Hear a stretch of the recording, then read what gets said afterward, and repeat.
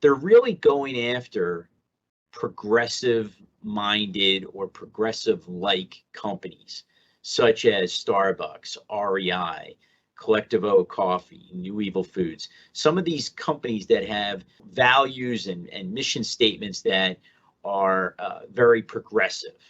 And so what are they actually doing? Well, they're using social media and basically saying to these companies and the people that work there, you're so progressive, that is seemingly very liberal, and therefore you should be open to unions. And why aren't you allowing unions to be formed? And wouldn't unions be a great idea, because that's consistent with progressive values and progressive themes?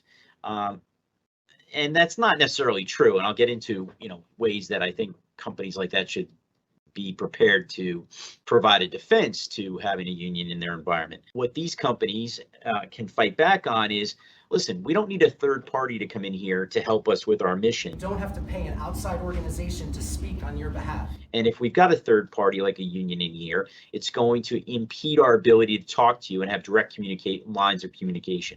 Right now, if you have a problem or an idea, you go to your supervisor and you consider it together on an individual basis. If a union comes in, they want to have a say in everything that the company is doing. Changes that are necessary for our business to be able to survive and thrive could be significantly more difficult with a union contract in place. Third, you've got the issue of layers of bureaucracy and cost that come with it.